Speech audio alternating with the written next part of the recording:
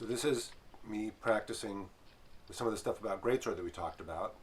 Please feel free to comment and critique all you want. I'm just going to kind of point out the stuff that I think I'm doing or trying to do. So there's the thrusts. And then for the hands, I'm trying to sort of keep that rotation, and you can see my arms are straight, not coming across my body.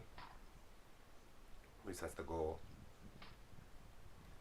And that stuff there, the leg shots, this was the same thing we talked about with pole arm. I'm trying to keep the angle on the leg shot with the stick held high to protect against counter shots to the head rather than throwing low. There's that step at a closing target for that chop into the shoulder. There's my thrusting tip getting a little loose.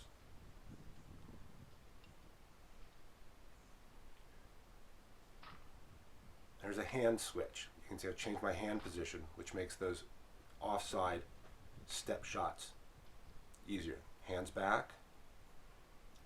As I've discussed with pole arm, I tend to like somewhat mobile hands. Less so for Greatsword, but the main thing is if you can switch that hand position around, it opens up the angles differently on each side. Then there's in close. And as we were talking about there with Ranulph last week, a lot of the in close stuff is doing a little bit of setup for there's a block and there's the shot. There's the block and there's the shot. Trying to keep one end of the stick up to cover my head no matter what I'm doing. So it's not throwing that shot down low like I would with a single sword. It's still rotating it around that front hand to get the shot in. I like to go up on the ricotta when I get in close. Face thrust. That's usually off of a sweep. Take somebody out to the side and throw it. There's that shot, keeping the high block.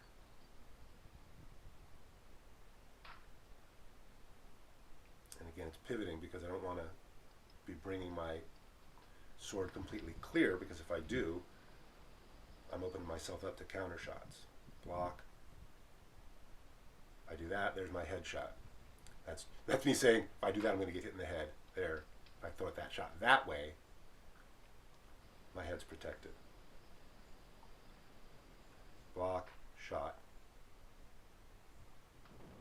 If I push through like that, the head opens up.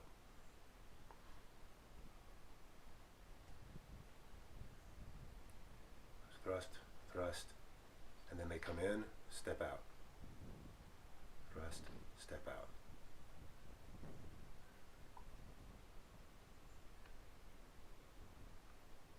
Footwork kind of crappy there.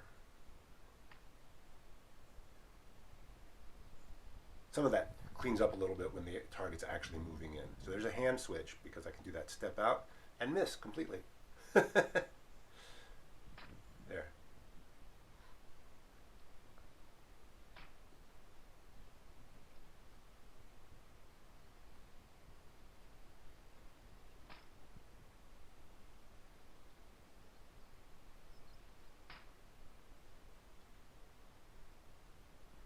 Try to get the other side, which is awkward.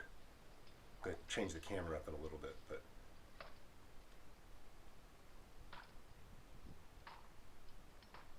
you can do back edge.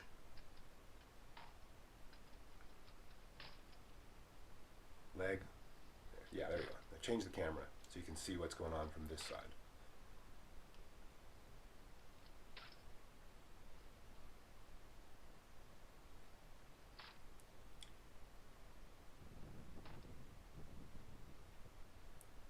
Block, shot, hands in position to block the counter shot. There. But most of that power is still coming from the rotation.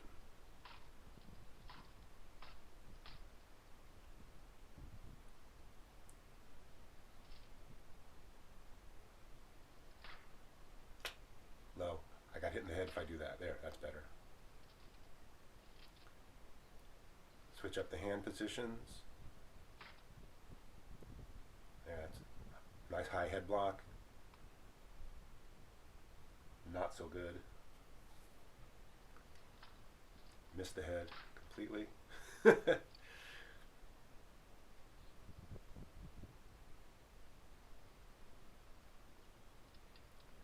everything's open if I do that big cock back. And I don't need the cock to get the power.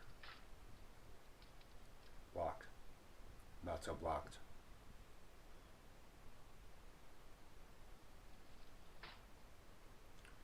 Again, that's that offside step as someone's closing thrust, step out and throw. That thrust tries to get them to blind themselves a little bit so that you can get the clean angle on it. You can see, as with the pole arm, I'm not squared up. I'm mostly in like a fencing guard. And if I am going to change up position, I'm going to change to sort of a reverse fencing guard. I don't fight this stuff squared up. Don't like that either, for some reason. Do that back edge leg, although it's weird. You can do that back edge headshot.